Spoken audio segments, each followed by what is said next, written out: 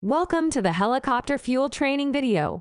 This is the Kubota RTV 900 with a 120-gallon fuel tank.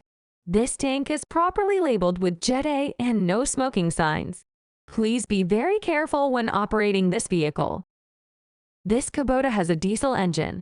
When starting, you must turn the key to the glow plug position for 5 seconds before turning the key to the start position. You will also need to make sure the Kubota is in the neutral position before you can start the vehicle. Before you press on the gas pedal, please make sure your parking brake is released when you are at a complete stop. You can change gears. When you're operating around an aircraft, always keep it in low to prevent accidents. The Kubota has a gas and brake pedal, just like your car. Press the gas pedal to move forward when in low. Always approach the aircraft from the front, never from the back. Make sure the pilot can see you, and you can see the pilot. Pull up to the left side of the aircraft, giving yourself enough space to walk between the aircraft and the Kubota. This distance needs to be between 2 and 3 feet from the skid of the helicopter. Align the fuel pump to the aircraft fuel tank and stop. Then set your parking brake. Please make sure the Kubota stays running when pumping fuel. To access the fuel tank, twist the locks and swing open the panel door. The red fuel cap is located below. Lift the tab on the fuel cap and twist to release. You might have to wiggle the fuel cap to get it off. Please be careful doing this so you don't get fuel all over yourself. Shake off any fuel and place the fuel cap on the asphalt or on the floor of the Kubota. You should have roughly 2 to 3 feet between the skid of the helicopter and the Kubota. Grab the static grounding cable with the clamp. Clamp the ground cable to the aircraft. Detach the fuel nozzle from the fuel pump by lifting up and sliding forward to unhook the nozzle. Pull the hose out of the truck bed. Do not lift the nozzle and hose high above your head. It could hit the rotor blade.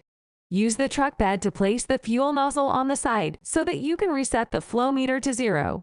Hit the button once and then hold for 3 seconds for the meter to read 0. Turn on the fuel pump by lifting the lever on the side of the pump.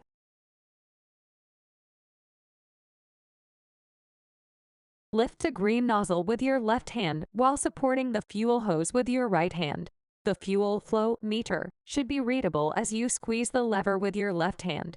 Once the meter is at the desired amount of fuel needed, let go of the lever. You may need to shake the nozzle off so that you don't get fuel on yourself or the aircraft. Be very careful so you don't get fuel on anything if you can avoid it. Stretch the hose to the back of the Kubota. Turn the fuel pump off by lifting the lever on the pump.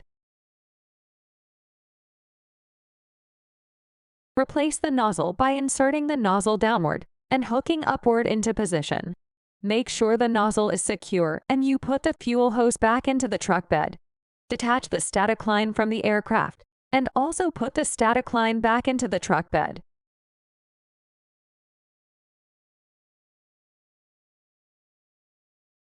Grab the fuel cap and put it back into place by securing it with a twist and locking it downward. Please double-check that the fuel cap is locked and in place. Close the fuel door and secure it by twisting the locks. Please double-check this door is closed and locked. Once you double-check the area, it is time to drive the Kubota away from the aircraft. Make sure you take off the emergency brake and put the Kubota in low. Always drive the Kubota away from the aircraft and avoid driving at the tail rotor. The tail rotor is very dangerous and you need to stay away from it as much as possible.